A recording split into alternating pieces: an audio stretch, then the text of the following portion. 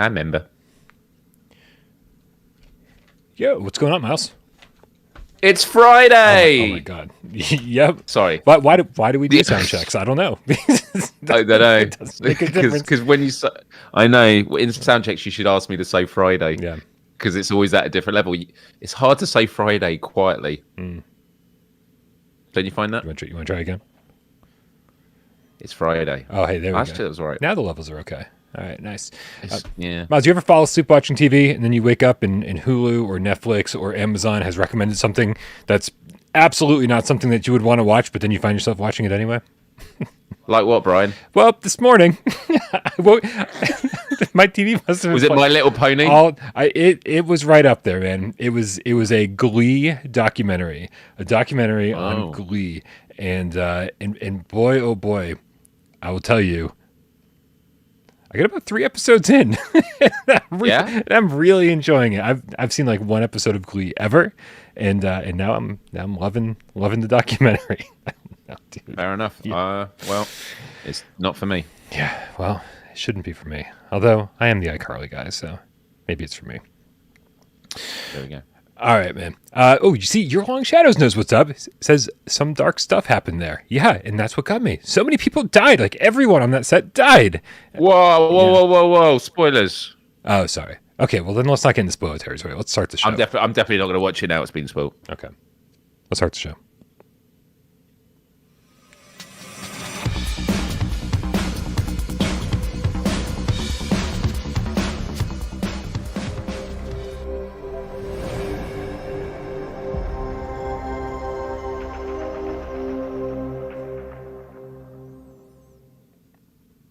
This is PSVR GamesCast Live, where we film live every single, let's get this right, Monday, Wednesday, and 2 Eyes Friday, right here on PSVR without Parole. We do it live on YouTube for your viewing pleasure. But if you don't want to sit around for 1 to 7 hours, we understand. You can listen to this on podcast services of your choice. Thanks to our good friend Jamie who uploads this. Thank you very much. And we do it there. That's right. For your oral pleasure. My name's Brian Poff, and this channel right here, PSVR without Parole, and this gentleman over here, way over there, it's Myles from Myles Dyer Official. How we doing, Brian? How we doing, Game Cats? Happy Friday. I hope you are all doing well. We are 25 days away.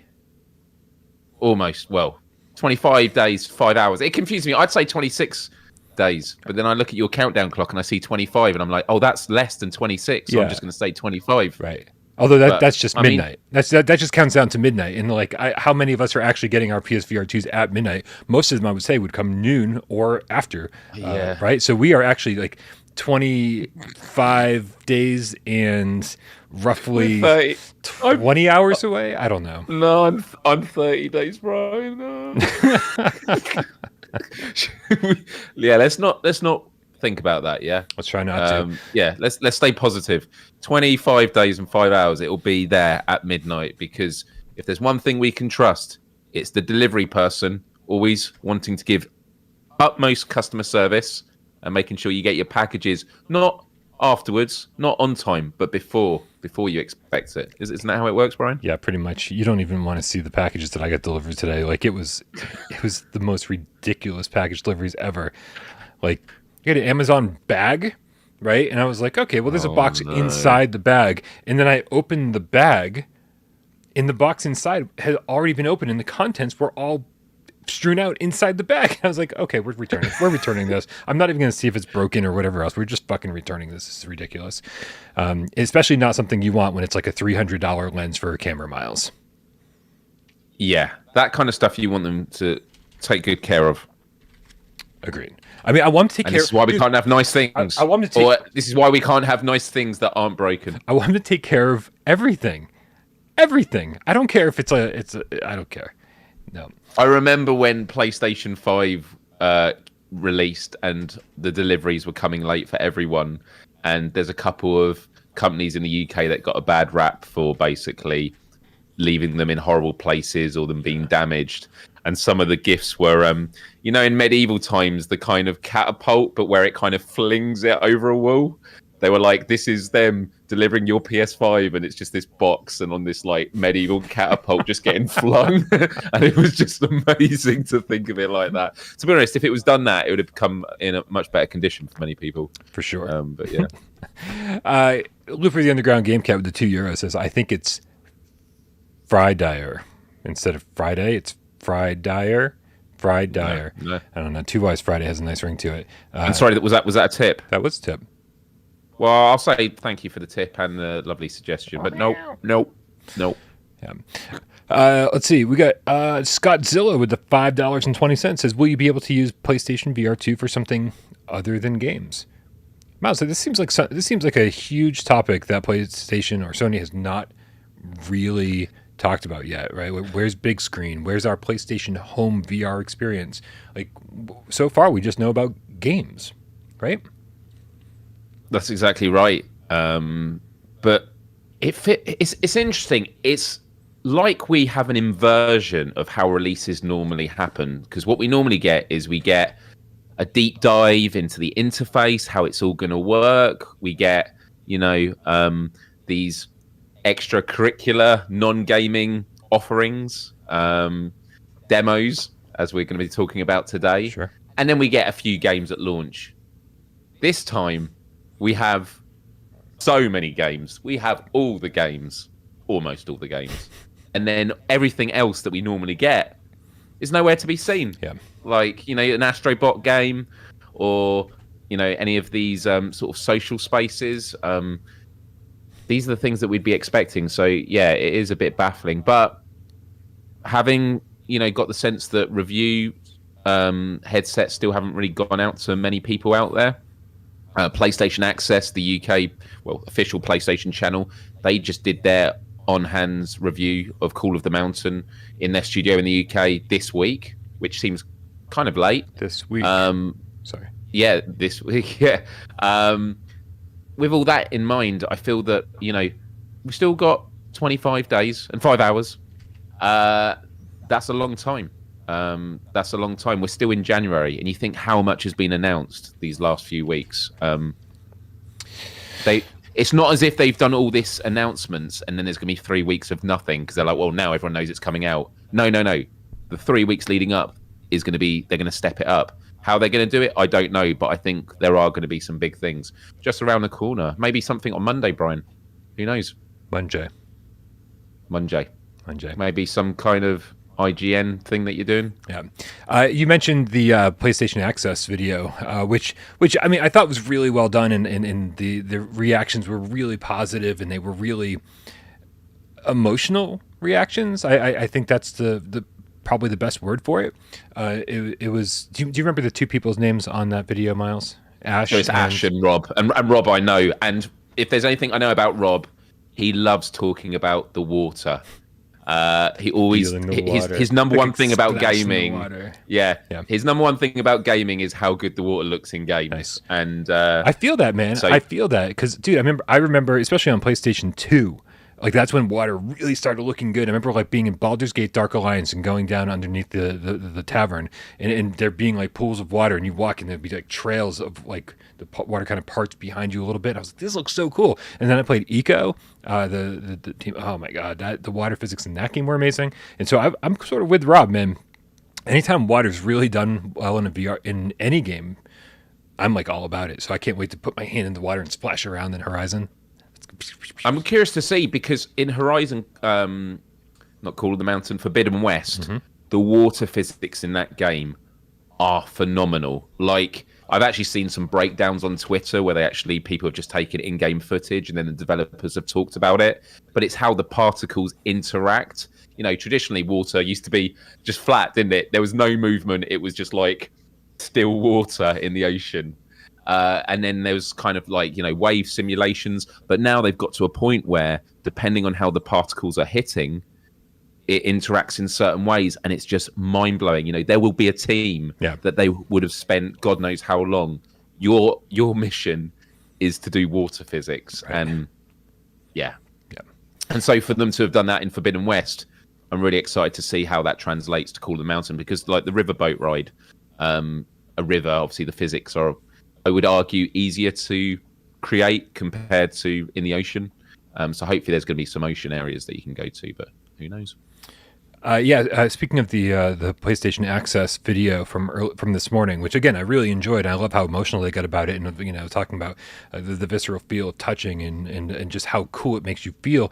To whip out your bow and kill something, and then put your bow back and be like, yeah, I'm a fucking warrior. Right? They really conveyed that really well.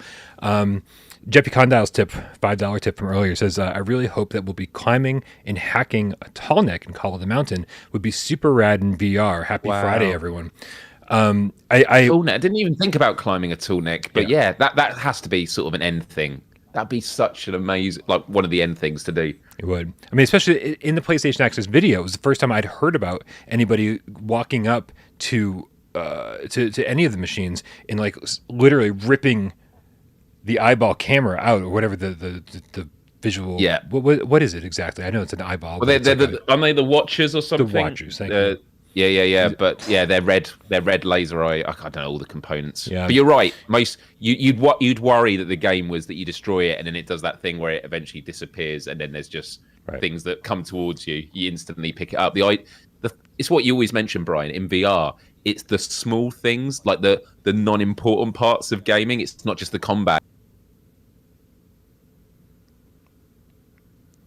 Uh-oh.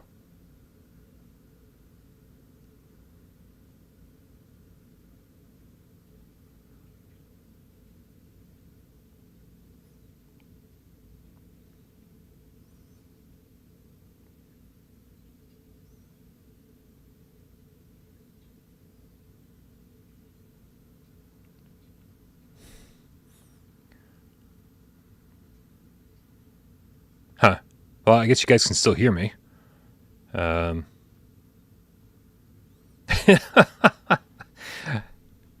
Interesting. Well, Discord has officially crashed, so that's good.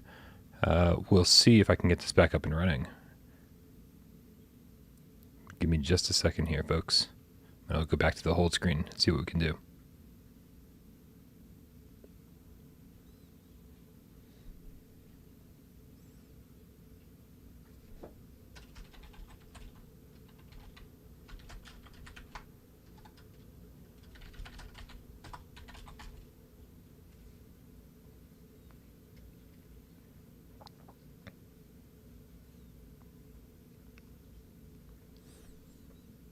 All right, I think we're going to be back up and running here. There you are.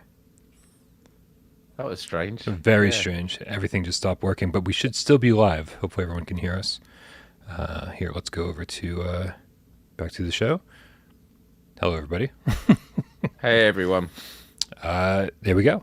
We're good to go. Yeah, I don't. So we're back. Everything on Discord just shut down like immediately. Okay, yeah, because you froze for me, and then what I saw happening on the actual live show doesn't normally happen like that. So I was confused. Literally never seen that happen.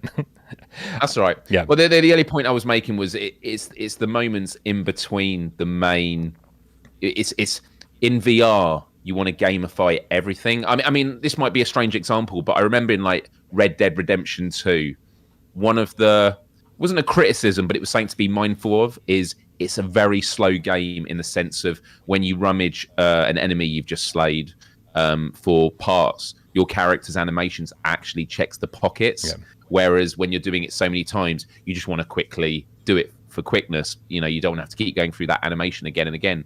But that was actually the appeal of the game, was it felt like a livable real world. There was depth to it, like everything had consequence. And I kind of feel that's how it translates to VR.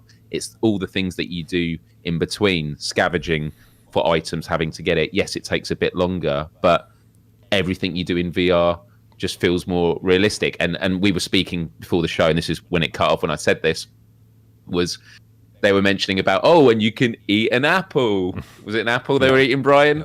And, and we laugh as VR gamers at that because, there's much more to do than... And eating apples isn't very revolutionary to the PSVR 2. And if that is one of the key features, then we're in a lot of trouble.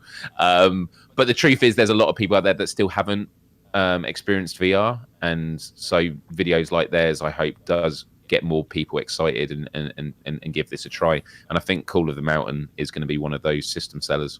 Yeah, I agree, and I really think crafting is hopefully they mentioned crafting in even some of the earliest blog posts about Horizon Call of the Mountain. So I'm really hoping that this is a big part of it. Again, the PlayStation Access video mentioned taking the eye out, and so I really hope there is the whole thing of like going through the machines and collecting these raw materials and giving us a reason. It's so weird right now, Myles, because we have no idea how deep this game goes. A lot of people are already calling it the Horizon VR experience. Meanwhile, it could very well be a pretty fully realized game, that could go upwards of like 10 to 12 hours, depending on how long we, dick around and explore and craft and the whole thing. That's a big question mark, I think, that we need to find an answer to. And I do wonder if the end of the game is going to give a big wink at what the ambitions are. A sense of, okay, that this is clearly their first, dipping their foot in the water, right, getting a sense of VR with Fire Sprite, and then going, okay, we've done this. Now let's port one of our flat screen games into a full VR experience, Yeah. iCarly, the Game Cat, great name, with $10 tip says, I hate racing games, but ever since picking up a cockpit for PSVR2, I haven't been able to stop playing Gran Turismo 7. That experience in VR will be amazing. Thanks for putting it on my radar. I'm so happy that your cockpit for PSVR2 is assembled and that you're enjoying it. Mine is in 3 gigantic cardboard boxes currently, and I think we're all taking bets as to how long it'll take me to actually assemble the items in said boxes. Are you tempted, Myles, to get yourself a racing rig for Gran Turismo? No, I actually am. I don't think I've ever owned a steering wheel for gaming. I've raced simulators out and about, and when I was starting high school, I went round my friend's house and we were playing some rally game, and he had the steering wheel, but it was literally the steering wheel that you sat on the floor and put it on your lap, and it was really good fun. But with this game, to be honest, I think it's going to be one of those things where I'll play GT7 first with the Sense controllers, if that's how it's to be done, and then depending on how much I get out of it, then, and obviously hearing your thoughts with the wheels and that, and it depends on how many of my friends play it as well, because that will obviously have implications on the longevity of it, because there's going to be so many other games. But if I really enjoy it, then yeah, I'll definitely invest. Nice. Who else we got here? We got Texatron, the Boopable Game Cat, with a $5 tip, says, thanks to you, I canceled my charging station pre-order, saved me $50. Here's your 10% cut. Meows and swipes. Thank you, Texatron. I didn't know I get a cut of canceled pre-orders. You should cancel your PSVR 2 pre-order, man. Like, maybe that seems like I get a pretty big cut of that. No, don't cancel it. I'm just kidding, man. I would never want that. Old Darth with a Canadian $2 tip says, Dead Space remake in PSVR 2. Yes, please. God. Again, that's, the reviews, yeah, phenomenal. Reviews have been great. We've always been saying that they did Squadrons. There's every chance they could do a VR version of this, whether they are. But Mike, I don't know if I could do it though. I mean, there was all the stories about even the developers struggled to play this game with headphones on at night because it's so tense. So the idea of them playing that in VR, I mean, oh man, I couldn't do it. Yeah, you could do it. I could do it. Yeah, I mean, I'm really happy to see that there's great reviews. Again, it's EA Motive, who made Star Wars Squadrons, which was a pretty decent hybrid game on PSVR 1. Would really love to see what Dead Space is like in first-person VR. If it's possible to be done, I mean, I think it would be, but I would totally be down. Yeah. Let's see. Professor Lilith with the $5 tip says, the votes are in. This week's Sunday multiplayer will be Alvo. Which map will it be? Will we fight zombies, each other, or randoms? Don't forget, it's 2 p.m. Eastern. Guys, a great reason to join our Discord other than participating in great conversations like this all the time, is that Professor Lilith every single week gets these multiplayer meetups together. And that means games that you might not be playing in your catalog might have a reason to be played. So definitely get over there and join so you can play Alvo this Sunday with all the cats. Thanks, Professor Lilith. You're awesome. While Heat is now a game cat, specifically a White Tiger with Canadian $2 tip, says, hey, Brian, How will you be dressing for Monday?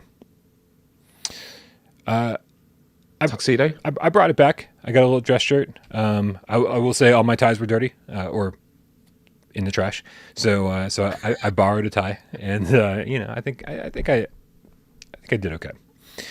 Don't forget And what you announcing, Brian? BioShock VR, obviously. Amazing. Yeah, That's what I thought. You heard Cool. it here first. It's Great. It's a big fat lie. But maybe we'll still make some headlines tomorrow. Who knows? Andy Hodgson in the chat says, "Fellas, any word on an announcement of Half-Life Alyx? What is the likely timing of this announcement?" Andy, let me tell you something about an announcement like that. If there was an announcement like that, the name of this episode would not be "We need a PlayStation VR2 demo disc." It would be "Holy motherfucking with shit!" Half-Life Alyx on it. We're getting Half-Life Alyx. It'll be plastered all over the channel, so don't worry. You have not missed anything. There's no word. There's no announcement. The likely timing of the announcement, I do feel like, is coming. We haven't heard anything from Sony. I'm getting the feeling that we'll be hearing something from Sony soon. Not this month, but soon. And I do feel like that could be one of their things where before launch they say, "Hey, you know what? We've got all these games at launch, but we've got stuff coming on the horizon as well." And if they showed off Half-Life Alyx, even if it was like a holiday 2023 release, I think people would be really excited about it. I don't even think they'd mind waiting. Exactly. It's one of those things where it's not a new game that's in development that they have to worry about, announcing something too early. That is something they could literally say is coming out at the end of the year. Yeah, agreed. Guys, another great reason to join our Discord is because you can leave viewer takeover questions. You can always leave questions here in the chat. Sometimes it's easy to miss them, but we always check the viewer takeover channel before we start a show and see if there's any cool questions to talk about. And so the one we're going to grab today is from Cy Hyped GameCat Henry, also the gentleman who puts the timestamps into our show following it. Although he did warn me, timestamps are going to be real fucking late today. Probably real fucking late tomorrow, actually. He writes, #viewer takeover hybrid games. Miles, if certain games, say Spider-Man or God of War, are VR in third-person view only, would you be disappointed? So let's put this in context. He's not talking about a VR exclusive game like a Call of the Mountain type thing. He's saying, hey, here's the new Spider-Man game that just came out, Spider-Man 2 by Insomniac. You can play it in VR with the caveat, you can play it in VR in third person the same way it's played on the flat screen. How would you feel about that? I would feel great about that. And actually, I do wonder if there will become a point where they have the tech where you can play any flat screen games in VR. I mean, there's two stages to it. There's the ability to play any flat screen game and have the 3D-ness of it in that cinematic view. But then one where you can actually look all around you and still have that third person. I know that's a bit more complicated, but I do think with a lot of these things, it's just a matter of a time until they work out the systems to make it happen. I mean, I remember years ago, it was a question that everyone was after native 4K video quality for games. You have all these pure tech now where you can do it at 1080 and then it scales it up to a perceived 4K, but it's using that information, and it actually does it using a lot less processing power of the systems. Right. Like, to me, that sounds like magic, but it was a technical process that developers were able to work out. So, look, I would love to experience those games, a VR version, even though it's in third person. I like the idea that you're controlling your character, but you can actually look over your shoulder and see what's behind you. Yeah. But I do think there will become a time where that will be possible. You will be able to experience all those games like that. Yeah. First party games. Obviously, there'd be a whole lot more work to be done to make it VRAF, to make it first person, to make all these interactions more than just a simple press of a button. And obviously to make sure that no one's vomiting while they play. It's important. But I do want these games in first person. That's how I want to play these games. I don't care if Spider-Man makes me sick. Guess what? When you're Spider-Man and you're flinging yourself through the city with webs, that's gonna feel like a roller coaster ride. The real Spider-Man, Miles, the real one. He got used to it, doing it IRL. We can too. So that's obviously what I want. But if the only alternative to that, rather than not getting it in VR at all, is just playing a bunch of third-person games in VR, fine, right? If that's the only alternative, fine. Because I'm not going to play these games on the flat screen. I'm just not going to have time over the next 5 or 6 years. So I'd much rather play them than not play them. I'll say that. Okay. And plus, third-person games are fucking awesome, right? When I'm in VR, I generally want to be in first person, but there's great exceptions out there. Obviously, Astrobot would not really have worked as a first-person game. Everybody points to Hellblade all the time over on PC. That wouldn't really have worked as well as a first-person game. So we get it. Totally understand. Hey, Myles, there's actually some news to talk about today before we get to our demo disc conversation. And that actually comes to us from XR Games. Last night on the PlayStation Store, a listing went up for Zombieland Headshot Fever Reloaded by XR Games.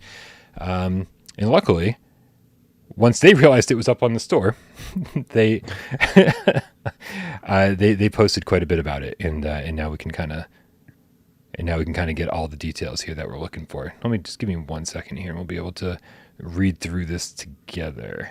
If I can just find the article. There it is. I brought it up accidentally earlier.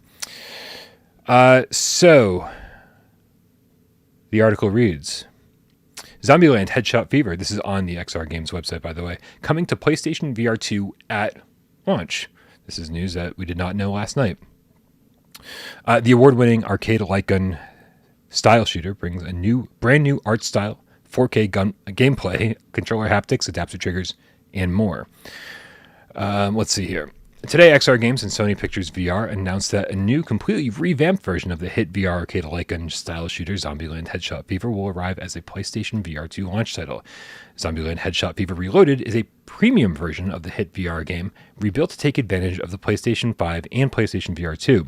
Fans will experience the action, characters, and humor from the hit movie franchise with brand new cel-shaded art, new character models, new animations, new lighting, ragdoll physics, new music, completely redesigned progression system, a new game hub, a whole host of brand new gameplay content, and PlayStation VR 2 exclusive features, including adaptive triggers, which makes every weapon feel different, controller haptics, which gives unique haptic feedback every time you fire a weapon, headset rumble, so you can feel the horde approaching in the headset. Of all the things I thought headset rumble would be used for, I did not think that an approaching zombie horde would be one of them, Myles. And eye tracking, and that's the eye tracking is for foveated rendering. Additionally, players can look forward to a new story level, 3 new remix levels, new gun range challenges, new guns, new perks, new gun skins to enhance the fast-paced, heart-pounding zombie horde gameplay. And then there's a bunch of quotes here. Now it looks like Zombieland Headshot Fever Reloaded will be released PSVR 2 for $25 or 19 quid. Starting today, players can wishlist the game on the PlayStation Store using the link below. It's a lot. What's that? There's a lot there. There's a lot. It seems. There's a lot there. It seems like they've upgraded the game a lot, and they've taken advantage of all that. You know, what I like was they've done all the PlayStation VR2 features after they've already listed a lot of upgrades that they've done for this, which has clearly come from the power of the PSVR 2. So I didn't actually play the original, and I know it's not one of the highest rated games on PSVR, but I have a lot of respect for developers that haven't just ported it over. They've actually said, no, let's take advantage of this and done a full upgrade. And, these developers should be supported for that, because this is if they're not doing something completely brand new yet for launch, this is a first step. And if it succeeds, then they can do more of it. And, they should be commended for that when the features they've done for PSVR 2 work. And obviously should be feedbacked when it doesn't work. So I'm impressed by how much there is there. Yeah, it's a little disappointing that this news didn't come with a new trailer, right? Because all we have right now are these Quest trailers, and they basically said that this is coming with an all new art style. And so we definitely want to see, how they took advantage of PSVR 2 in order to make this, visually something feel upgraded. Again, it is great to see all the different stuff. New content, always good. I definitely heard that as fun as this game was, it was a little light on content. So hopefully there's enough there to satisfy people who weren't satisfied prior. But this was just, as much as this looked like a cash-in kind of title, all the reviews I read or all the video reviews I watched, everybody was like, this is actually really fucking fun. So I'm looking forward to it, Myles. And this was one that was supposed to come to PSVR 1. When it was first announced, it was PSVR 1. It was another Sony's studio, Sony Movie Studios, whatever the fuck the branch is called. It's got the Sony name attached to it. So the fact that it didn't actually end up making it to PSVR 1 was a little bit surprising. But I don't know. Has it got? I assume it's got multiplayer. I want to say leaderboard multiplayer, but maybe there's co-op. Yeah. You feel like from the game and from the IP that there would be multiplayer, but it doesn't look it from. It says join the crew, but that doesn't necessarily mean. We will wait and see. Yeah, I tweeted today that that people are complaining about lots of Quest ports coming to PSVR 2, but my response to that was that I want PSVR 2 to be a place where we can play like every VR game ever made, right? And so when a studio's like, oh yeah, hey, we never got this out on PSVR 1, so we're gonna bring it over for you and we're gonna make it look better, we're gonna make it play better, and there's gonna be all this content upgrade. Fucking sign me up, dude. Absolutely. Yeah. And it's at launch, dude. The launch sales just keep rolling in. This is 100% overwhelming. And we're like what, a week, less than a week, or has it been a week since they announced all these? It was this week, wasn't it? It's in the last 7 days that they announced their 40-something titles. So the fact that these games keep rolling in, it's just amazing, man. And it makes me wonder how many other titles have been kept under wraps, and there are definitely some. So, yeah. Yeah, it seems like this one was not announced the way they wanted it to be announced, right? They were holding back. They've been keeping this a secret for quite a while. And then I tweeted last night that it was out on the PlayStation Store, thanks to my good friend Nibble the Game Cat, who emailed me. And then, and then I woke up today to XR Games being very surprised about my tweet and seeing it on the PlayStation Store. And you're like, oh, so that's how this is going to go down. Like, we had it. Yeah. I feel for them so much, because clearly, and this is what I've been saying for the past year and two, there has been so much secrecy with what devs can and can't say about their games. And I can imagine in their situation, from clearly what's happened, if it got announced by the PlayStation Store early listing, not their press release. And it's like, you can imagine that they wanted to shout about it maybe, I don't know, for months. And it's like Sony is saying, no, you can't talk about it yet. We'll let you know when. And then this happens, and it's like, why? But you know what? In some ways, it might have got them a bit more exposure, because everyone likes to think they've got ahead of the official narrative. So it's like, oh, people are talking about it more because of it. For sure. Old Darth in the chat says, how are you going to review all the new content, Brian? I don't envy you. I have no idea, dude. I have no idea. Like, the thing, like, so many people are asking me, how, what are you going to do at launch? Are you going to have an unboxing video? Are you going to do this live? Are you going to do that live? How are you going to handle this? And the answer is, dude, until I fucking know when my PSVR 2 is showing up, I don't have an answer for anybody. Like, I have never been more stressed about anything in my entire life than I am about this. Like, this is, probably, this is going to be one of the biggest moments for Without Parole. And I have zero way of covering it. So it's a little stressful, bud. A little stressful. But you guys stay tuned. And if it's not their day 1, it'll certainly be their day 2 and day 3 and day 4 and day 5 and day 6 and day 7. It'll be crazy. Anyway, Zombieland Headshot Fever Reloaded. I love these VR games. The titles just get longer and longer and longer, right? Yeah. Yeah. The Fenner PSVR with the $2 tip says, hopefully the demo disc gives us the games at CES. Hopefully the demo disc gives us the games at CES. Which games were at CES? Gives us the games? What? GT7 and Beat Saber. Oh, you mean actually what people were shown? So like Call of the Mountain. Oh, it was only Call of the Mountain, wasn't it, in the booth? Yeah. Okay. So okay. Yeah, that's exactly what was shown. That makes sense. It would be really nice to have the Horizon demo for everybody to play. Absolutely.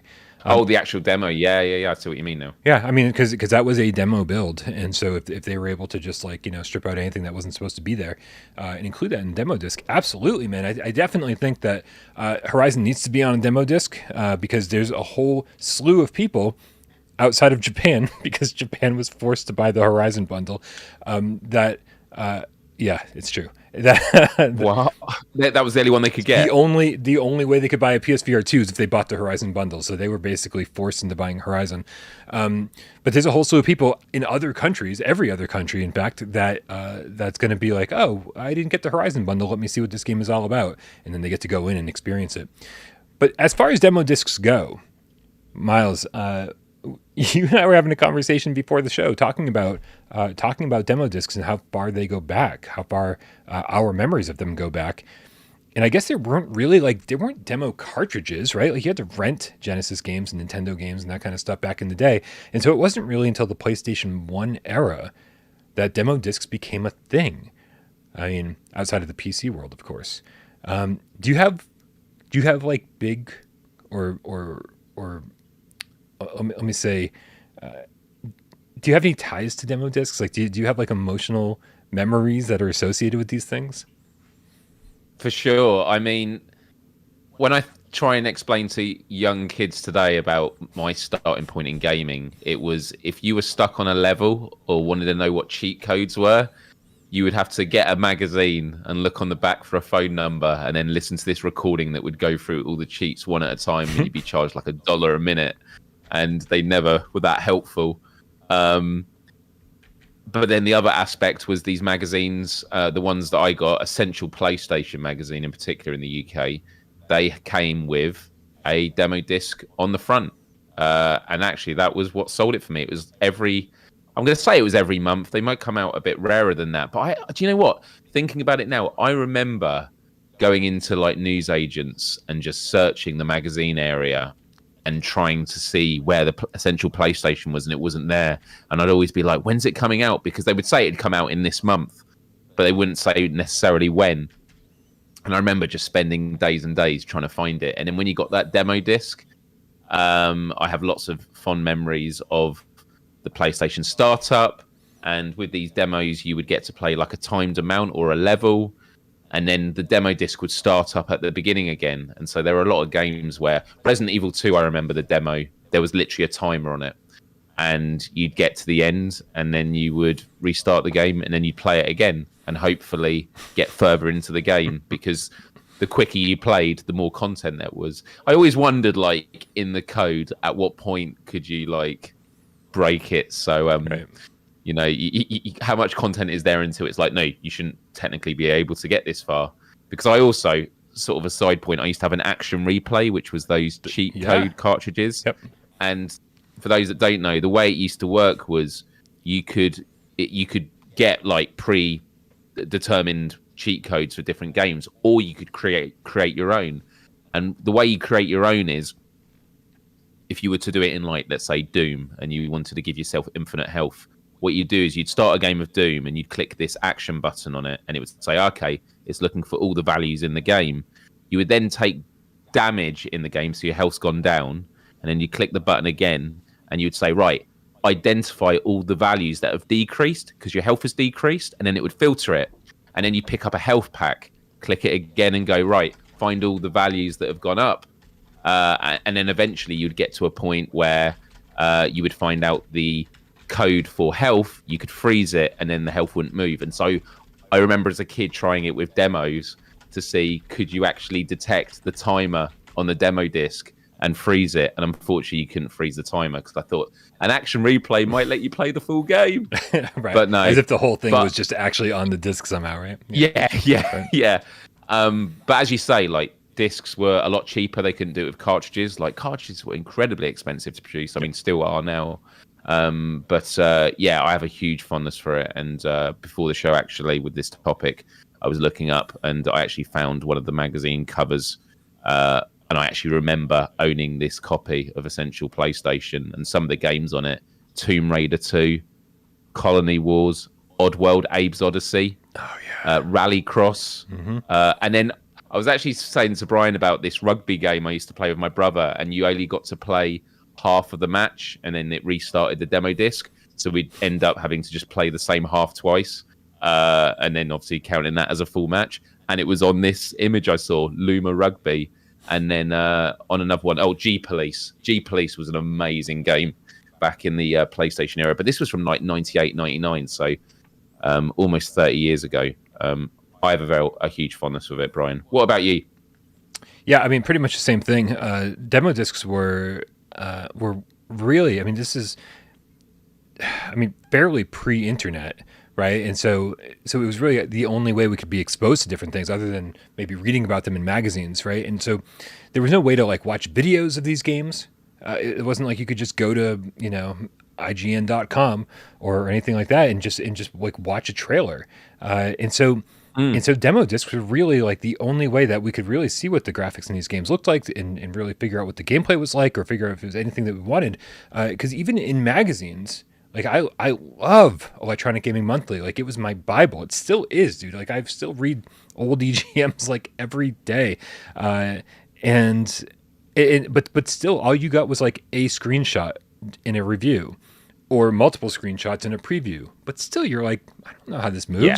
What's the frame rate like? You know, what are the controls like? And so to be able to actually jump in and play these games for yourself and see what they look like and what they feel like, it was so important back in the day, right? There were so many games that I never would have played. It's like not that I didn't think skateboarding was cool, but I didn't love like X Games or Extreme Sports or whatever. Like I didn't like those games.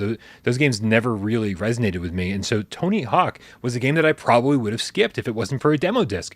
And it ended up being one of the best games of the PS1 generation, right? I mean, that soundtrack is still stuck in my head. I can still remember how to do a ton of the tricks, all the different where all the tapes were hidden and all the different levels, and like really some amazing level design in that game. Like and I would have skipped it entirely if it wasn't for the demo disc. And that was like, as soon as I played that, I just played the same level over and over and over because that was the only one included. I think it was was it the mall?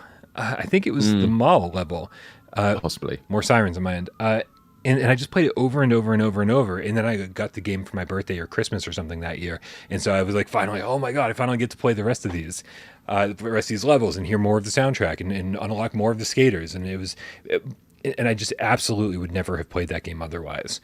So yeah, man, I've got great memories associated with it. And if there's people out there who remember like just how crazy PlayStation went with demo discs, like there were typical ones like here. I actually pulled some stuff out of my collection. There were typical things like this, right? Where it's just like, oh, PlayStation picks. And this one specifically had like Mortal Kombat 3 on it, Madden 96, Destruction Derby 1, and ESPN Extreme games. And the ESPN Extreme games were like when I was like, I don't think I like like video game versions of X Games. And so, you know, so this is a fairly generic one. But then there was here. This one I'm sure is something that a lot more people would have enjoyed. And this is the Squaresoft Collector's CD. And so, oh wow! And this had demos of Final Fantasy VII, Bushido Blade, Final Fantasy Tactics, Saga Frontier, Einhander. Like, I mean, some real fucking gems, some real classics. And again, Einhander, right? It's like, do I really want to play a shoot 'em up that Square made? Do I really? Right? And as it turns out, yes, we did. Yes, we did. And it's because of demo discs that we figured this shit out. So, and that there's an interesting dichotomy with what games were and what they are now, and how much or how little we now see of demos. Because one argument is, back when you were playing the Tony Hawk's demo of one level, that was what, maybe a tenth of the game, maybe more than that. Like as a percentage of the entire game, it's quite a big percentage. Whereas now games are so big that a small demo you could do, and it would actually be a much smaller taster of the overall thing. But because games these days are much more realized worlds, they're open world, you can't play a demo without downloading the full thing, or at least that's what it seems. It seems that a lot more engineering needs to go into making a demo these days, and that's why a lot of companies don't do it, because I find it quite odd when I see demos available for games. I rarely play demos because I just look at videos online and get people's impressions that way. Yeah. I don't feel I need to get hands-on as much anymore. It's interesting how the culture has changed in that way. Yeah. Just before I put a close on this PlayStation 1 part of this conversation, I just want to give a shout out to everybody who was also subscribed to PlayStation Underground. Like these were like just so sought after. I remember just being like, because it was expensive. It was expensive. Like you could get a magazine subscription for like $20 a year, but I don't remember what this was. It was like 40 or 60 or something, and you only got like 4, I think, a year. And so you'd actually get these demo discs, and they were like, right, they were thick, right, and then you'd open it up, and it would have like this little pamphlet on the side, like you could actually flip through. It was like an instruction book, and there'd be 2 discs in every single one, and so and there'd be custom like FMV and like custom menus in every single one. Like they put a lot of fucking work into these things, but then like demo discs sort of just faded away for a while, and as you said, Myles, I think that reviews and let's plays and everything else, all the other medium that we have at our disposal, kind of maybe not eliminated the need for demos, but at least for a while made them seem unnecessary. Like the second a game comes out, you've already got 100 reviews that you can read and find out if it's for you. You can watch hours and hours and hours of gameplay. You can watch somebody play the entire game if you want to, right? And so it's not quite as necessary as it once was. And in fact, I was talking to our good friend Dan a while back, formerly of Electric Cat, and he was telling me about a study that actually proved games that have demos sell worse than games that don't. Because games that have demos, like for me, that one level of Tony Hawk was exactly what I needed to figure out. I need to play this entire game. I want 100% this game. I want to find every tape. I want to learn every trick. I want to like perfect. But for a lot of people, that one level was enough. It was like they got their Tony Hawk fill. They felt like they played enough of that game, and now let's go play something else, right? And so it is kind of a double-edged sword. You get to show people what your game is like, but then you risk those people having felt like they played enough, and they don't need to play the full game now. So it's kind of a crazy tightrope to walk.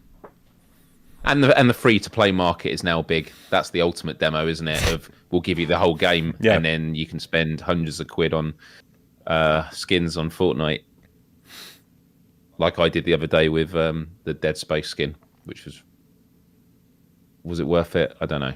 I got V-Bucks with it, so I guess that's kind of worth it. So I can then spend it on other skins. I considered getting the Dead Space skin, but I don't know. I don't really use anything other than my Meow Skulls, so probably not worth it. Not for me. Although I feel like I missed out on the Necromorph. I feel like I would play as a Necromorph. Anyway.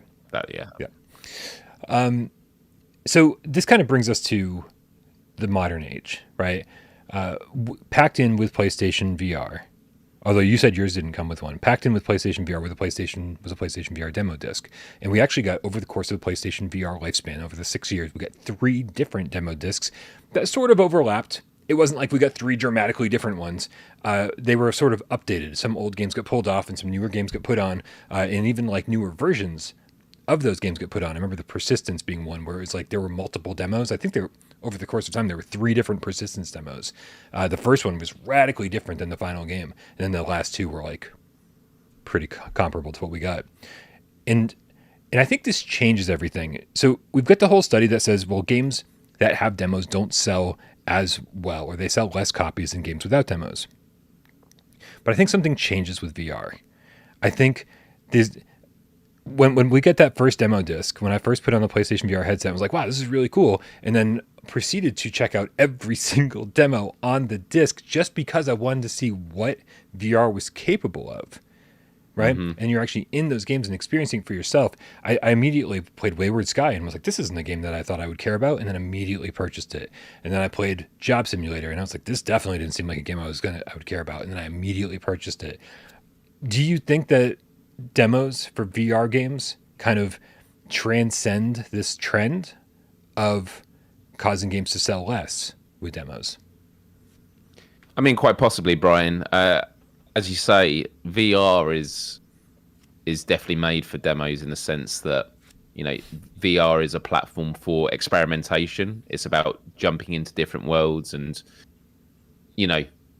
different VR games feel different fundamentally because you are in them. Whereas on flat screen games, yes, they do feel different in the mechanics and that, but it's still looking at a screen, sort of playing it from afar. So I think that definitely comes into it. And just going back to the point you were saying about, we were talking beforehand, my recollection was that there wasn't a VR demo disc with my PlayStation VR, and I'd be interested what everyone else recalls in the chat, because when I got mine, I got the box set that came with PlayStation VR Worlds, and it also came with Resident Evil 7, although I think that might have been separate for the box. It was just a part of the package. And so it does make me wonder, maybe that was at a point where VR Worlds became like a new official demo disc. And I know we're not getting quite to this yet, but with PSVR 2, is Call of the Mountain, is that going to be their demo offering? But you kind of feel that that's a full price game in many ways, or, you need something that comes with it. Otherwise, if people have just bought the headset, it's just going to come as it is. They've literally got no games to play on it from the moment they get it. And I would find that kind of remarkable. Yeah. It is interesting. Like I as much as I would love to see Call of the Mountain end up on a demo disc, I feel like that's a game that kind of sells itself, right? Yeah. Because it's one of the few, like along with Gran Turismo, and I don't know if you call Switchback AAA. I don't think you would, but certainly Resident Evil Village, one of the few big, mainstream AAA titles, and so it sort of sells itself. And I think Gran Turismo's in that boat too. Village isn't. I don't know if those need demos, and that sort of leads me to why we're addressing it this way, Myles. Why we're saying PlayStation VR2 needs a demo disc, right? Because a demo disc implies something radically different than PlayStation VR2 games need demos. If you have if you have a compilation, whether it be on a physical disc or something you download, you can download, I think, all the PlayStation VR1 demo discs to your hard drive, and so you go into an experience that is the demo disc, and you have all these titles already downloaded at your disposal, and it's a curated selection. The reason this is so important is because no one is going to seek out a demo of Tentacular. No one's going to seek out a demo of What the Bat. But if those games are already compiled, already curated and listed, and you already have it downloaded, all you have to do is go through a menu and click a button, go, hey, what the fuck, I'll try this. Then you suddenly realize, and I haven't played either one of these games, so take this with a grain of salt, the potential brilliance of those games, the thing that really hooks people, the reason they got great reviews.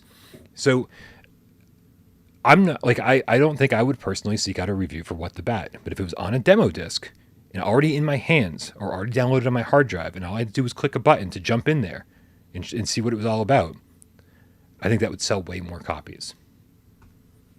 I like the idea of curation, because that's actually how the PlayStation 1 demo discs were done. There was a curation with it. They were very careful. It reminded me of when you used to get albums in the UK. We have Metal Hammer for metal music. Every month they would curate, here are tracks that you should listen to. They want them to be good. They want people to get the next one because the next demo disc is going to be really good. And it's what I liked about VR Worlds although it was done by one developer, it was this experience that allowed you to try different things. And exactly as you were saying, Brian, the thing with VR is, with it being a platform for experimentation, there are a lot of genres you might not normally like in flat screen, but when you have it in a VR form, you actually appreciate it and like it in a different way. And I can think of that with a lot of things. Like, I wouldn't play a flat screen fishing game, but I definitely played lots of a VR fishing game. Yeah. Agreed. I wouldn't play a flat screen kayaking game, and I know someone in the chat already mentioned Mirage, the kayaking VR game. Yeah. I agree, would be an amazing demo for PSVR 2, just having one level on that. That definitely comes into it. Yeah, I mean, I look at some of the titles that were included on the PSVR 1 demo disc. The games like Headmaster, like, again, it looks like a soccer game. It looks like you're just practicing, like, heading soccer balls into a goal. Like, that's what it looks like, right? And if it wasn't for the demo disc, you'd have no idea that it was more than that there was a narrative, that there was kind of a puzzle game, and that there's also, like, some skill involved too. I saw Rody in the chat talking about Battlezone. The demo disc sold him on Battlezone. I'm 100% with him on that too, because Battlezone looked basic. It looked very Tron-like. And I was like, you know what? Like, I mean, that for me, VR and then Tron, I was like, come on. It's like, we're beyond that, right? Like, you don't have to make VR games look like Tron. But then I played the game and I was like, oh, this is great. And then I played it multiplayer. I was like, this is great, which is, not part of the demo, I don't believe. Not the point. The point is once you get into these games, it's a completely different story. Oh, hold on a second. Super Nintendo Chalmers with the $2 tip says, Brian has it right. Astrobot and Resident Evil 7 demos sold. What I like Super Nintendo Chalmers was what they put on, I believe, the first PlayStation VR1 demo disc, which was the kitchen demo, which is you were just sitting in a chair in the kitchen of Resident Evil 7. Like, you didn't, in the baker state, you didn't even know that this was a Resident Evil demo. Like, they gave you no indication before you tried the kitchen demo. And for anyone who hasn't played it, you're in for a treat. You should definitely check it out. But then, of course, future demos. There were 2 more Resident Evil 7 demos that were both playable, like actual demos of the actual game. 2 more that were available before launch, or before Resident Evil 7 came out. And they were so impressive. So impressive. I was like, I didn't know PSVR was capable of this. And so those were very, very important.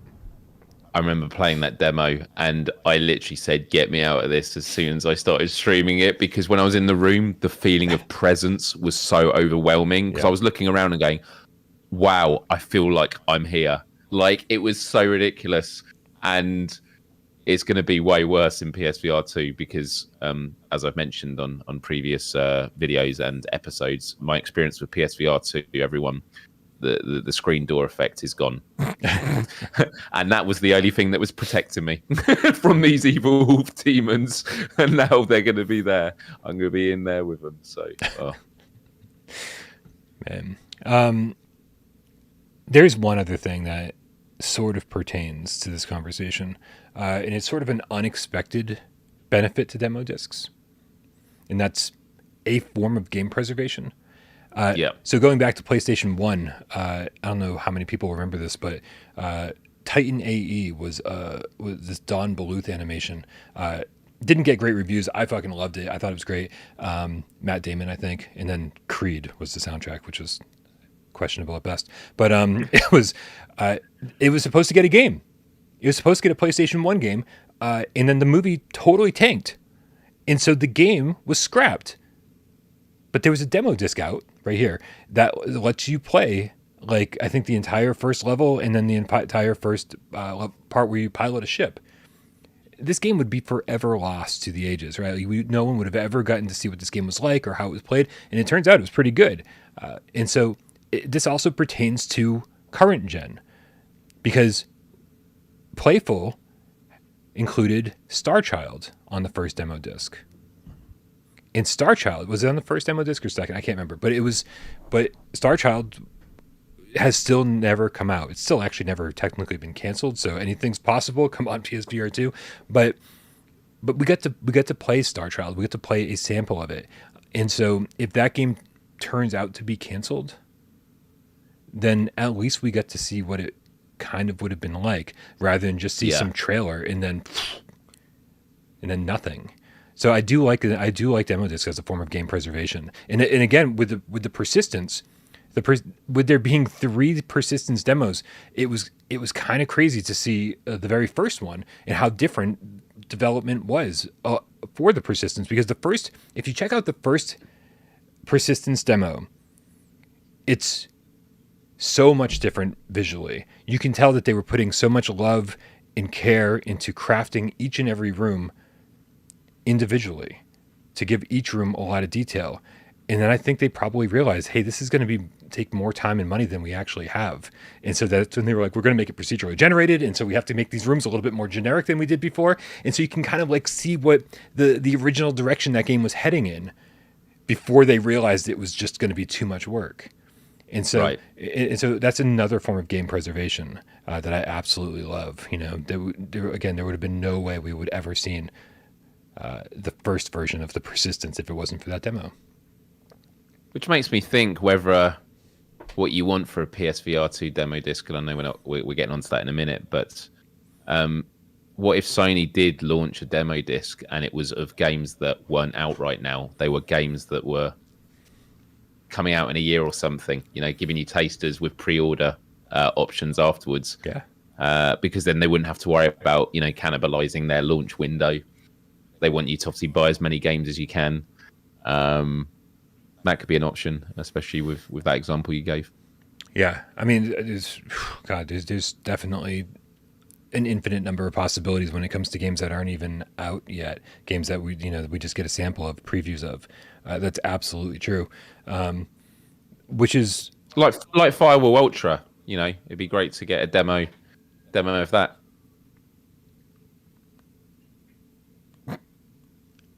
Just waiting for First Contact to respond. Should we just wait until they? Yeah. We're going to get a demo, guys. Do they have anything to say in the chat? Anything? Yeah, I don't know. I think it's Frank in the chat. Hey, Frank. What a prank. Yeah. So, and really I really do think that, I mean, as great as it would be to get demos of games that aren't even out yet, there's just so many games at launch, so many games that'll be there day one that like a demo just wouldn't even cover everything, right? You'd be able to, because there's so many PSVR 1 games that new PSVR 2 gamers, new people in the PlayStation ecosystem would never have even tried. So games like Pistol Whip, right, could have like one song and one stage, or even half of a song and half of a stage, just to give you that feeling of what it's like to play. And that would be new to a lot of people, and even for people who were just curious about what the PSVR 2 upgrade would look like, to really see this thing in 4K for the first time and really experience the haptics in the headset, in the adaptive triggers, how it feels, when you run out of ammo, all that stuff.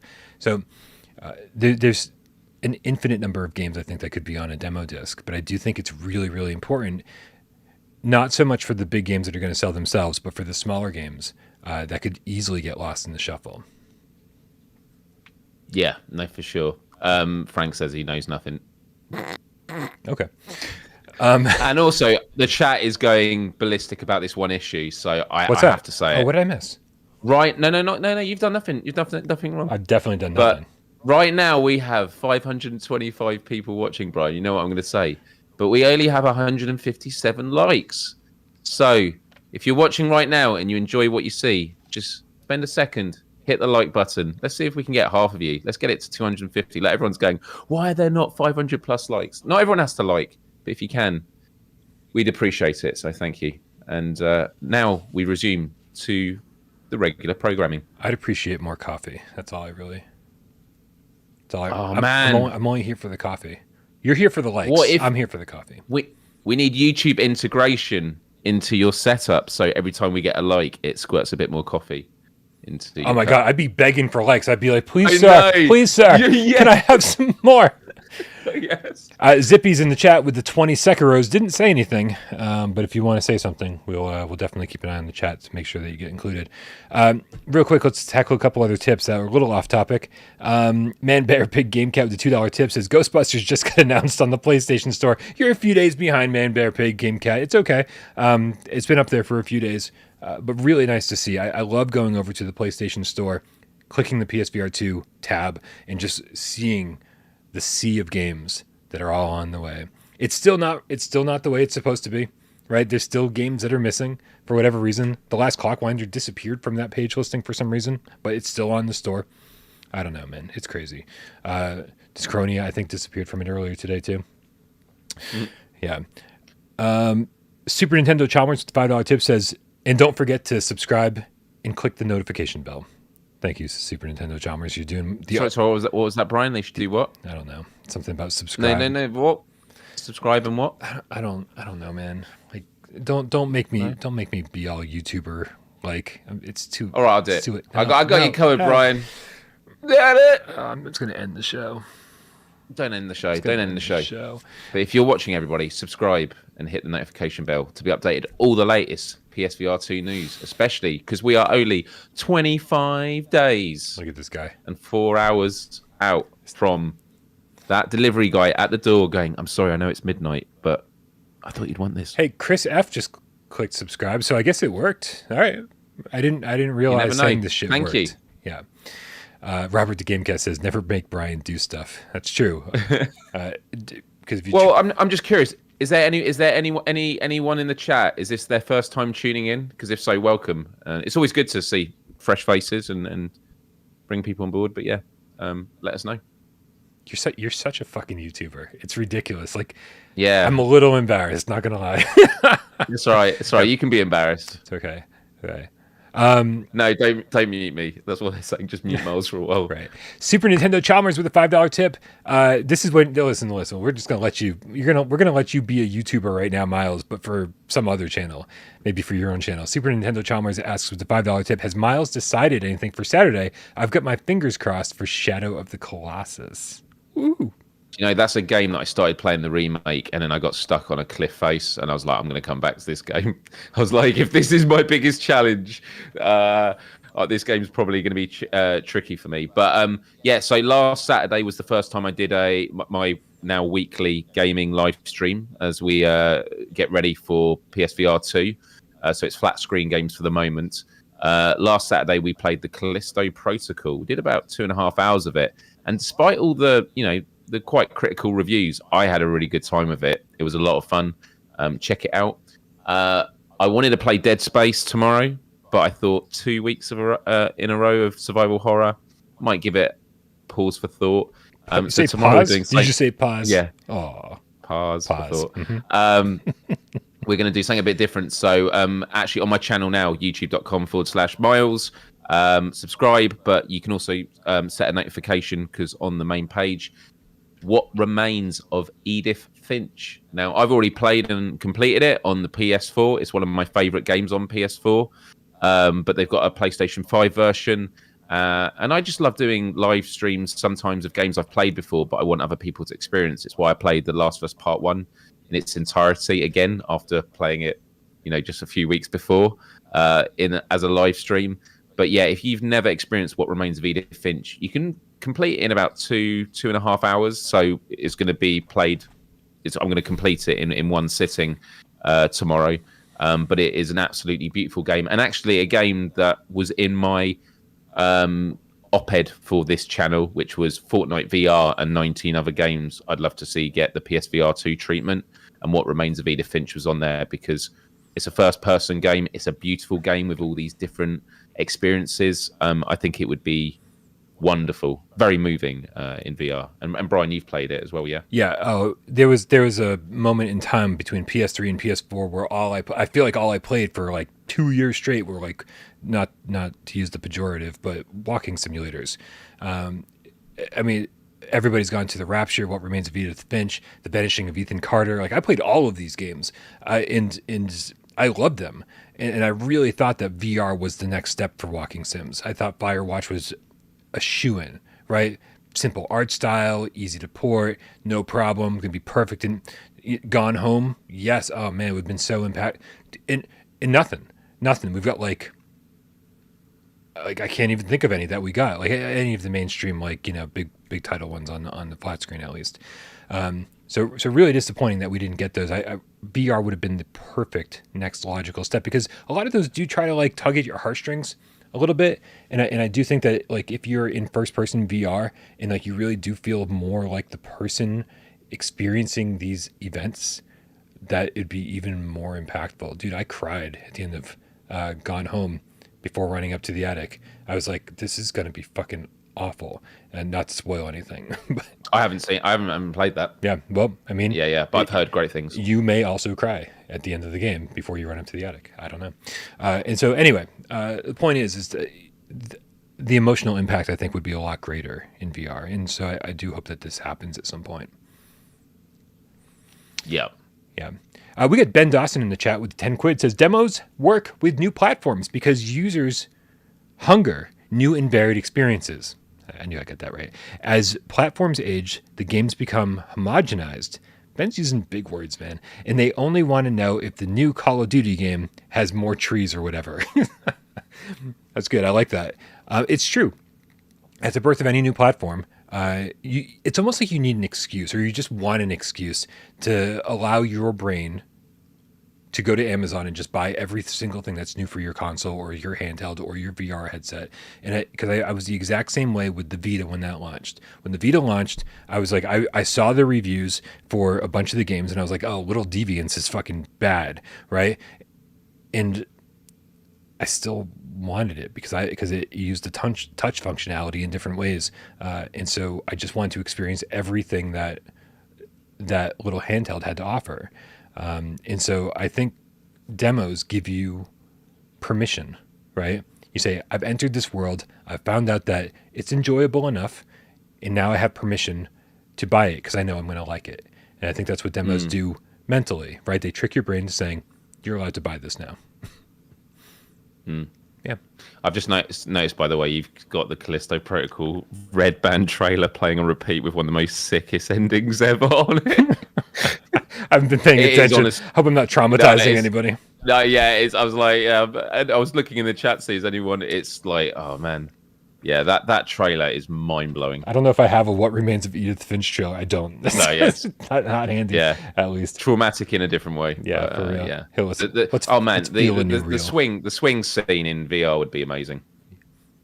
Oh yeah, that's true. And you know, I'm trying to think of moments I can say that aren't going to be too spoilery. I mean, I mentioned this. It's not even much of a spoiler, but there's a bit where you look out.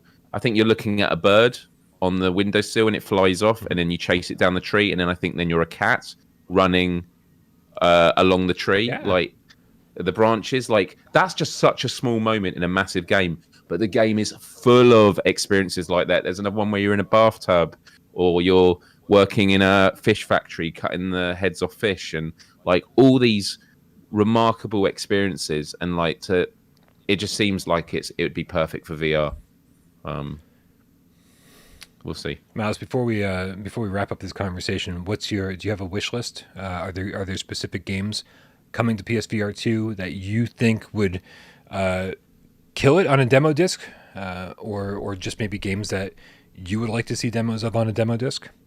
Well, let's do it like this, Brian. If you think of like PlayStation Worlds, you know, that orb comes in and then it goes to the different statues. Mm-hmm.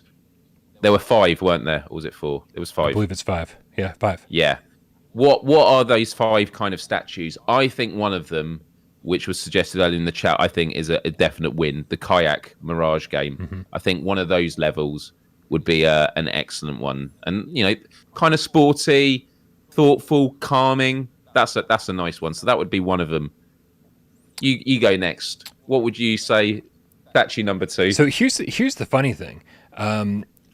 I'm actually surprised about this, but I've heard from so many people that they're hesitant when it comes to Switchback. And some people have said, wow. Yeah, some people have said, I don't think, here, let me bring up the store page. We can see all the games that have been announced here. Some people said, there was actually a comment on the YouTube channel from somebody said that the resolution looked too low to them. And I was like, that's, out of all the things I could hear somebody complain about, that's certainly not one that ever crossed my mind. So between things like resolution, I know that Jamie I was concerned because Supermassive has a pretty spotty track record, a much spottier track record than they did 6 years ago. Ever since they released Rush of Blood, like things have been sort of steadily going downhill. Like even the flat screen games have a very, very mixed reception. There's going to be people out there who are like super fans of these games, but I think it's going to be hard to ignore that they're, you know, a little bit messy, right? At least from a technical standpoint. I don't know from what else, but that's all I've heard is that Supermassive has sort of gone downhill, and so there's this worry that maybe Switchback isn't going to deliver and it won't even be as good as Rush of Blood. So I think all we need is one level from Switchback, so people can get in there, see how crisp and clear the resolution is for themselves, get their, you know, to get the shit scared out of them and be like, oh yeah, they definitely remember how to deliver the scares. Great. Feel the adaptive triggers and really feel the rumble of the roller coaster. The headset. It's very, right. It's a feeling that everybody has felt riding these old wooden roller coasters, like the dunk dunk dunk dunk dunk dunk dunk dunk. You know, the clicking of the cart going up the first hill. These are all things that could be done in the controllers, in the haptics in the headset with haptic feedback. So, and I'm assuming the opening level is going to be a tutorial style level, like in Rush of Blood. I mean, that opening level for a tutorial level is a lot of fun. Like it's so well done, and yeah. So I think that would work. I think Switchback would be a great addition to the demo disc for sure. Yeah. Well, already I think the two we've chosen are ones that I think could also realistically appear on that kind of demo thing. Whereas, like, you know, Resident Evil Village, I think would be a great one to have the opening to it. But I'm like, that seems like, look, I don't think a demo disc is likely at all. I think they might do an Astrobot or a PlayStation Worlds or something like that. But, you know, the Village would seem like its own kind of thing. But then again, you know, Resident Evil used to be on the demo discs in the day. Maybe they want to hark back to those times. But I do think, yeah, Resident Evil Village, I think would be another great one to have because it's a first person. You could have the opening. I mean, I remember playing the Resident Evil Village demo for flat screen. It'd be great to experience that in VR. So it kind of seems like something that would be quite feasible. So that would be the third one.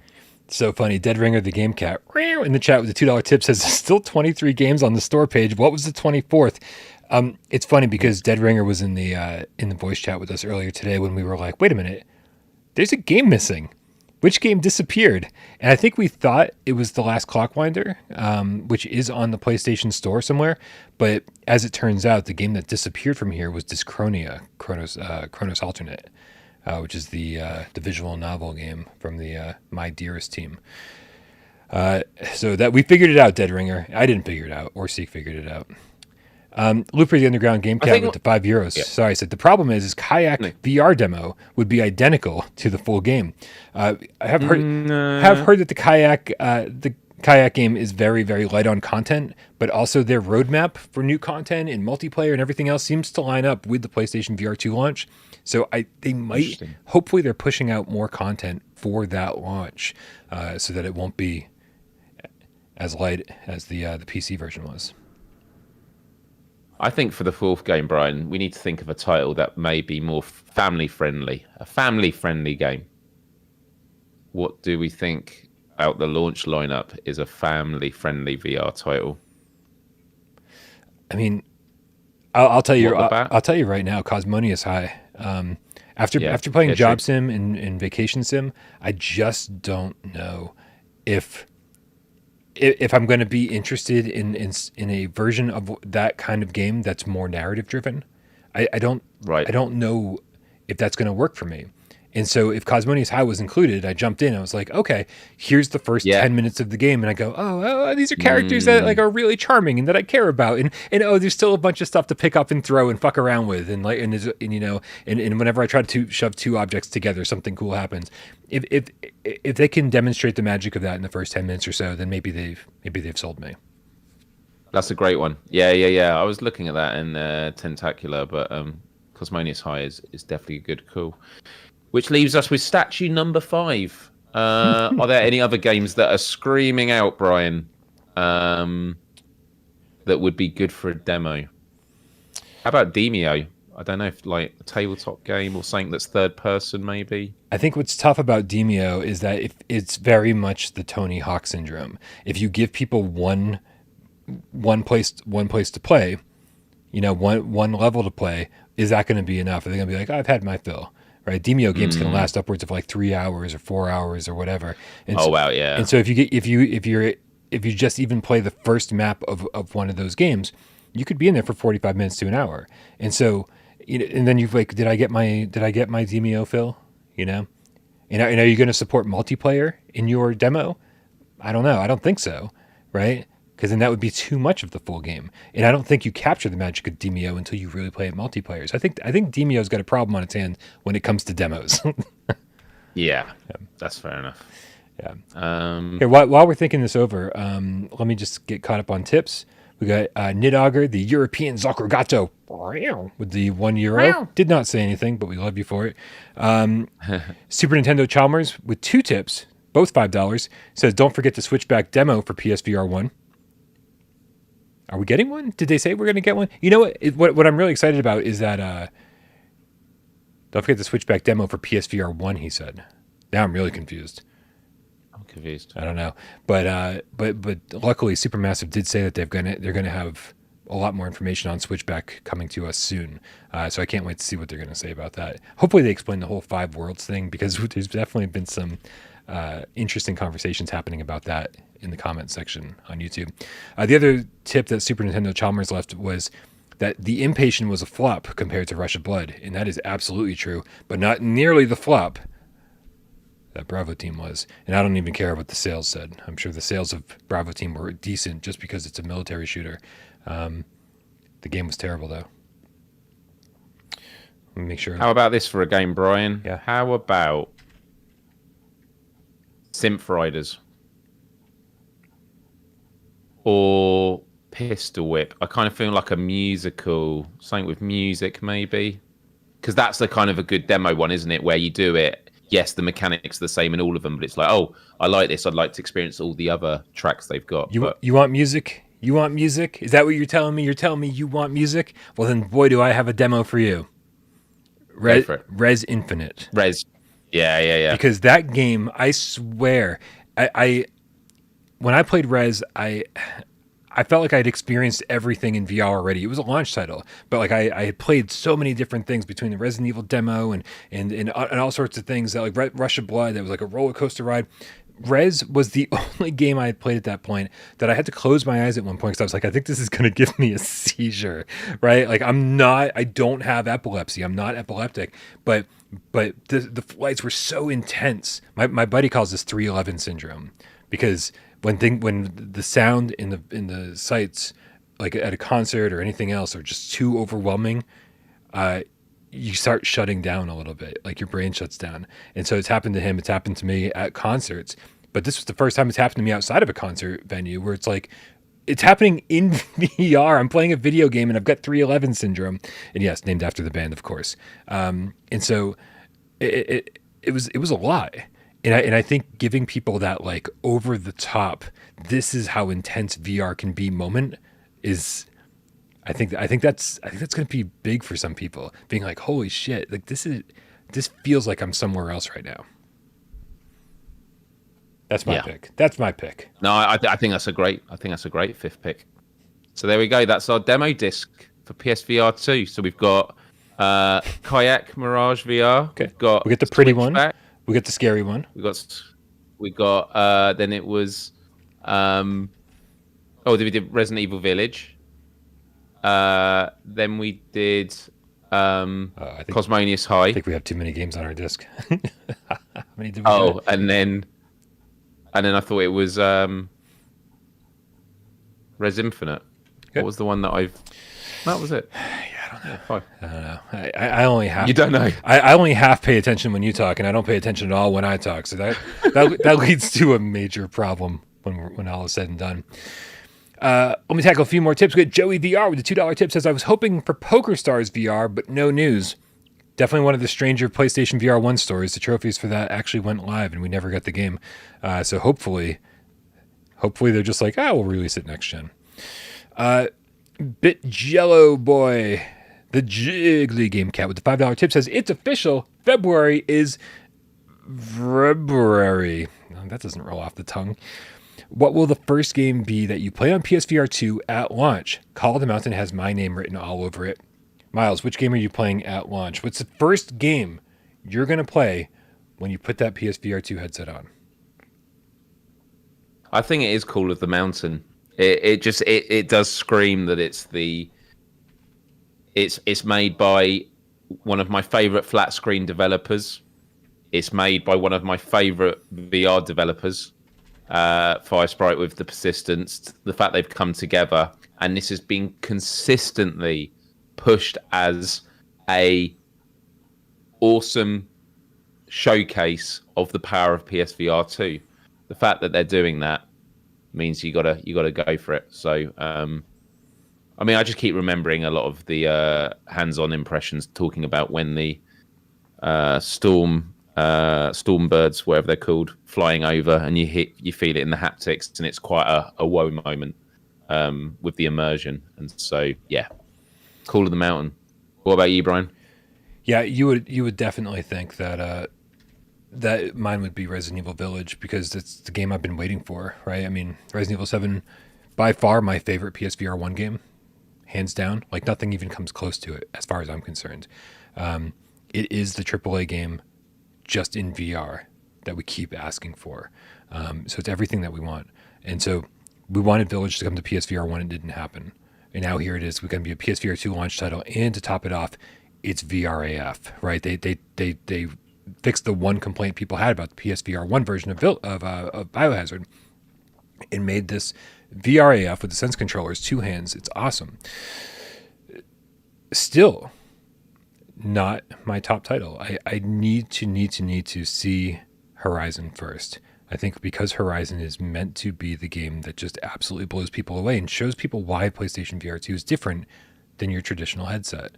Why you bought a PlayStation VR2, how lush and detailed these worlds can be, right? And just the scale of the tall neck walking over you at the beginning that we've seen countless times now. These things are, I think, just... Dude, I was thinking today, and I know this is a bit of a tangent, and we probably are going to run way over because of this. I was thinking today how Horizon Call of the Mountain could be the best VR game ever made. Right? People point to Half-Life Alyx all the time as being the best VR game ever made. Right? It's like, okay, cool. But look, think about the scope that this game could entail. Right? We don't know the depths that this game will take us to. Right? We don't. I think there's a lot of secrets with it, and I think I think there's going to be stuff towards the end game that I think is going to be a real, because what they did in Forbidden West was, I can't remember what the term is, but it's the term about when you enter an open world, there's that oh my god moment where it's kind of revealed of the scope of it. Yeah. Forbidden West has like 3 of those moments. Each time you're like, oh my god, it's opened up even more, and like that in VR is impressive, and I just feel there's going to be a moment like that. Zippy's in the chat says, why would you want to be blown away first thing? Save it, Brian. That's true. I mean, I sorry, Sirens. I just, because I want that impact. Here's a brand new headset with haptics in the headset, 4K visuals, eye tracking, foveated rendering, sense controllers with adaptive triggers and haptic touch. I mean, these are, I just want to, because I want to take it all in and see the most amazing thing that I could possibly see all at the same time. I want the hardware and the software to come together in this beautiful moment of bliss and give me the thing that I've been waiting for not just 2 years since this thing was first announced, but like 3.5 years ever since I started talking about PSVR 2, right? Like, this is what I've been waiting for so long, and I just want it to be the most magical experience that I could possibly have. Like, I don't want Cities VR, no offense to Fast Travel, to be the first PSVR 2 game that I play. I want it to be. I want it to be magical. It's my second. Right. I'm sure Cities is going to be great. I think it's going to be a really fun game that we'll spend tons of hours in. I just want it to be the thing that blows me away. And just on that, I will just say a brief thing about Cities VR, because last Friday I was under embargo and I wasn't able to give my impressions. I am allowed to talk about it now. Yeah. Cities VR, my overall impressions, like bluntly, was I had a really good time with it. It was just one of those things that in 40 minutes, I thought I'm building you know, when you do city builders or like theme park or anything, you start building your world and then you learn so much that you're like, I want to start a new game again, because there's all this stuff that I'm having to re-engineer and I could do that better next time. Mm-hmm. And sometimes you end up like restarting it 5 times until you're like, okay, I'm ready to progress with this. I'm really, really excited. And one of the coolest aspects of it was, you know, looking down on this town that you're building, which will become a city, looking down as a god, and then you press a button and it takes you close to the ground and you can literally go to the pavement and then look around and go up to the homes. I actually tried walking into the homes and I was able to actually walk inside the houses, like glitch through the walls. It's that whole thing when you're with devs, you want to see what you can break. And it was great. Someone was asking in the Q&A if I had any experience of like artifacting or any issues with visuals, and I had to talk carefully because I wasn't able to speak specifically about this. I said, you know, there was nothing on the hardware side. The only thing I saw in Cities VR was there was aliasing at times on some of the edges of the buildings, but there was a lot of polish that they were still working with on the game. But yeah, it's a game that I'm actually really looking forward to play. But I am someone who grew up with Sin City 2000. I love city builders. I haven't really played them for a while because they take a lot of investment. But I do think in a strange way, this is going to be one of the best ways to experience it.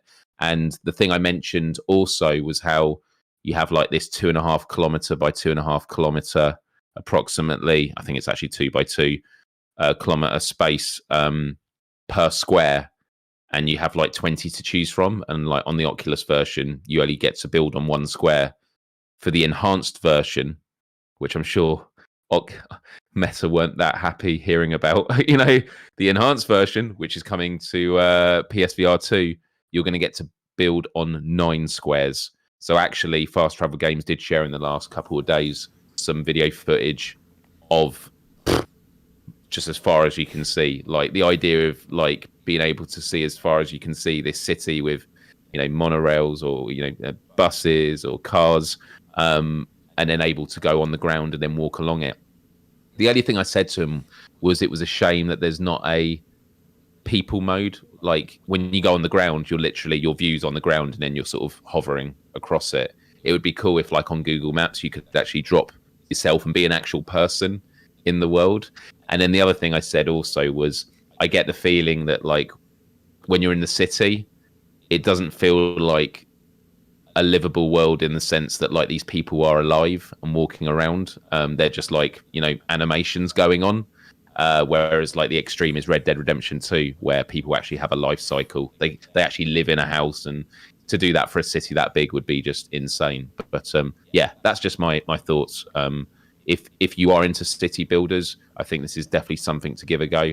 And I know that they've got like 10% on for PlayStation Plus. Yeah.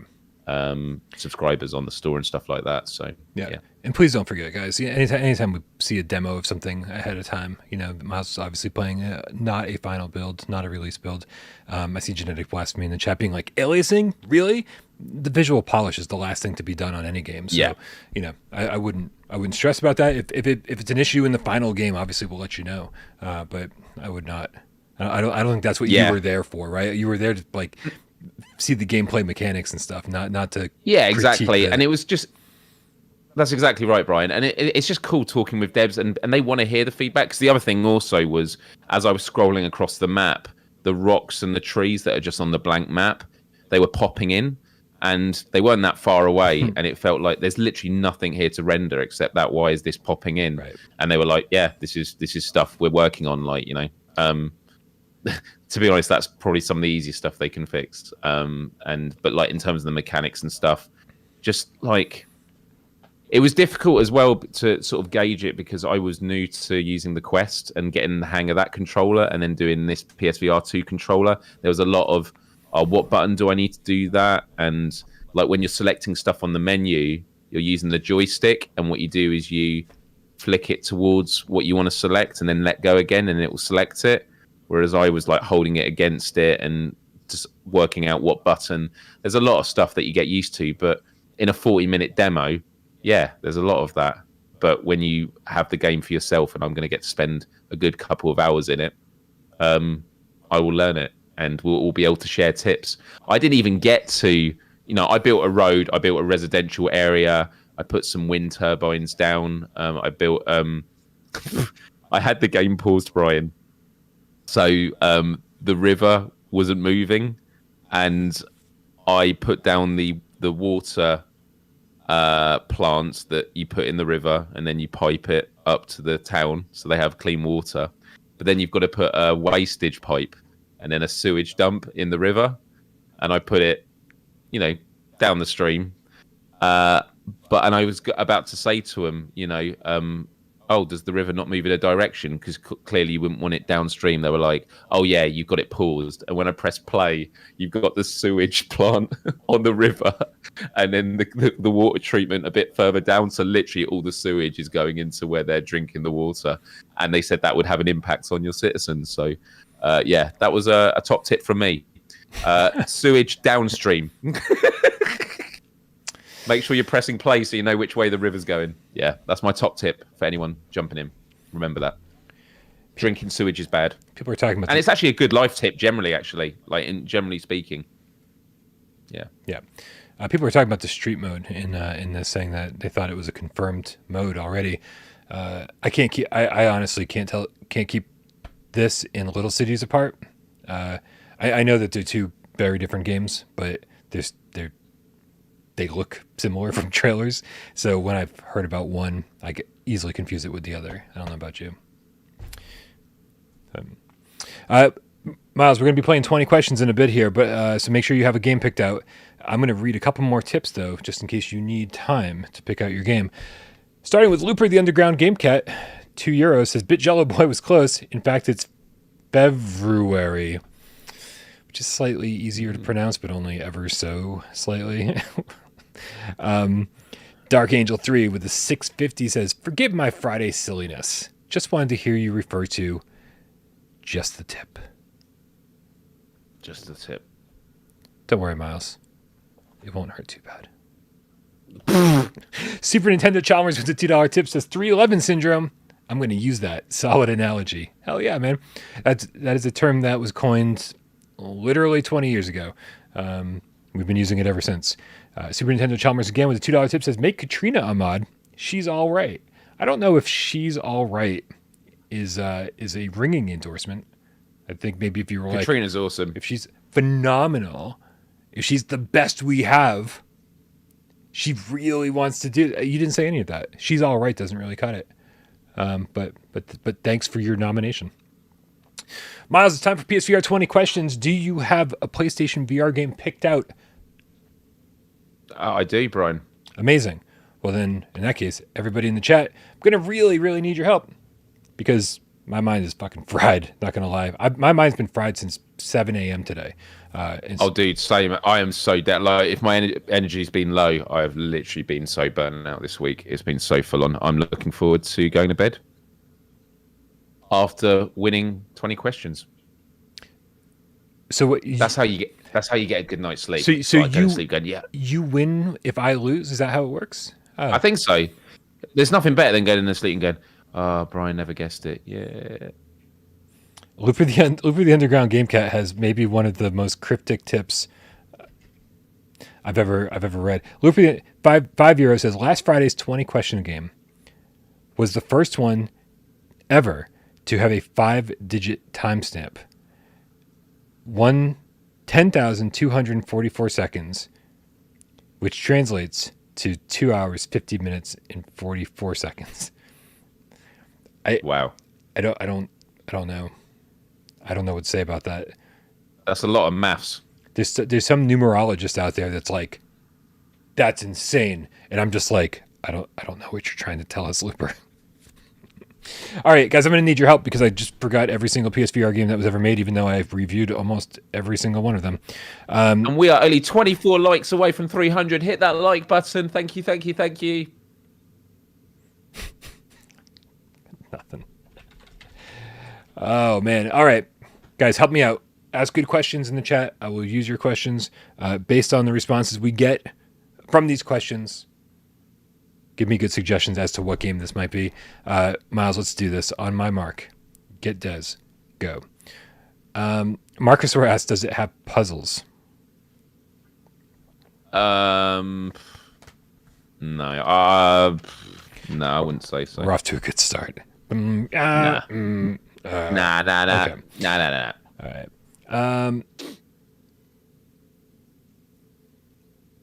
Okay. Is what you're doing in this game a lot of shooting? Yep. Yeah. Okay. Lots of shooting. A lot of shooting. Old Darth says, "Is this game based on a known IP?" And let's make it vague. Like, let's say known IP, whether it be gaming or outside of gaming. Okay. No. Okay. Is there multiplayer in this game? Nope. No multiplayer. All right. That eliminates a lot. A perky PSVR Game Cat asks, is it a PSVR exclusive? Is this on other platforms?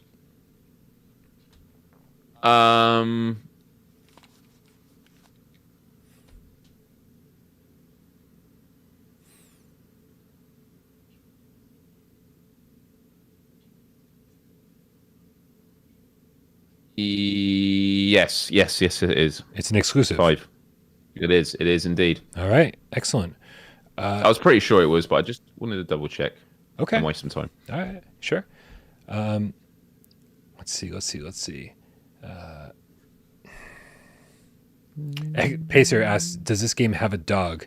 Is there a game? Is there a dog prominently in this? No dogs. Not good dog, bad dog, you guys. I'm sorry. Would you call this a wave shooter?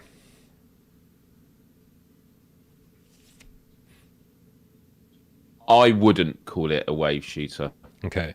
Super Nintendo Chalmers with a $2 tip says shooty fruity, but we're not going to use that because it's not a wave shooter. We just got that. Would you call it a rail shooter? No. Damn it. It's not Rush of Blood. Not a rail shooter, not a wave shooter. Okay. Multiple people have asked if it supports joysticks. Do you use analog sticks in this game? No. Sirens. No analog sticks. Oh, man. So we're thinking moves only. Lots of shooting. It's an exclusive. So it's not a wave shooter. It's not a rail shooter. Is there movement in this game? Yes, there is. Okay, there is movement. We're at 10, Brian. Halfway there. All right. Can you fly in this game? No, you can't. No flying. Sorry, genetic blasphemy.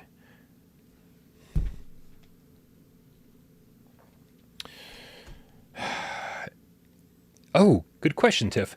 Is it a rhythm game? Nope. Okay, not Rez.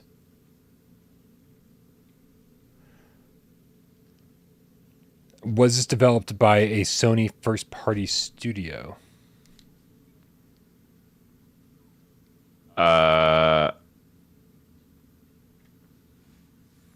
No. Okay. Should have guessed when you weren't sure if it was an exclusive, but I just wanted to be absolutely sure because I saw somebody ask about Blood and Truth, and I just wanted to make sure we took care of that. I am going to go back on one of my answers, and I just worry that by giving this clarification, it's going to really give it away. But the question about is it a wave shooter? It's not a wave shooter, but there are arguments that there are wave shooter elements to it. Oh, was this made by Endreams? Yes, it was. I knew it was going to be too obvious. As soon as you clarified, but yeah, no, that's definitely not a wave shooter. Is this by any chance Fracked? It is Fracked, Brian. Nice. That's great. Yeah.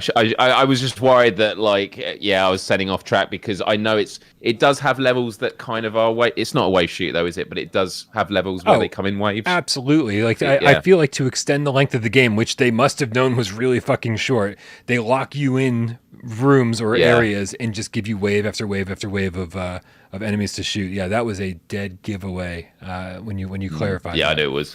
Yeah.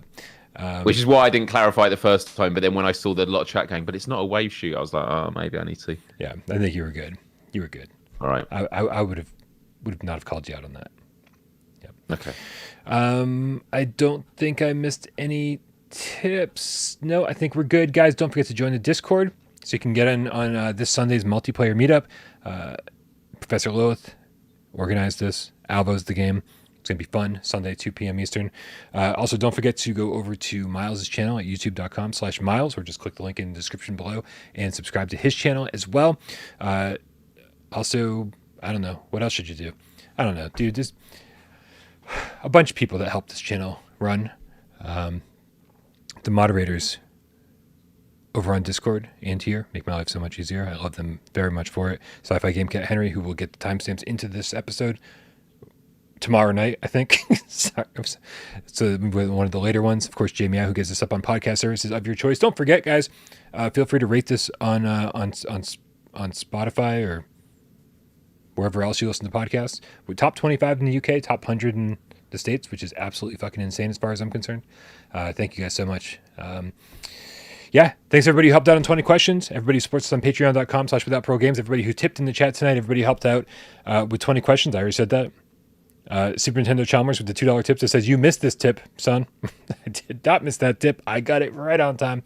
And of course, everybody who sat back and watched the show and didn't say a goddamn word. We know you're out there, and we love you just as much. Happy Friday, Myles. Have a wonderful weekend, everyone, and hit the like button on your way out. We're almost at 300. Whee! See you guys.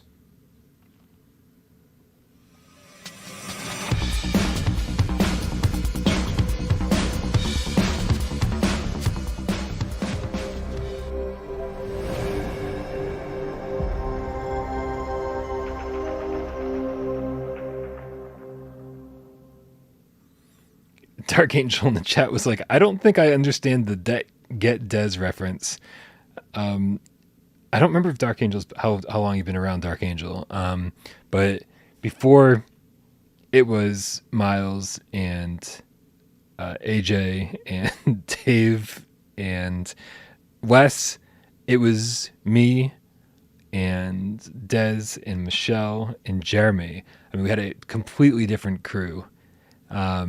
And so just anytime we can give Jeremy or Des or Michelle a shout out, want them to know that they have not been forgotten.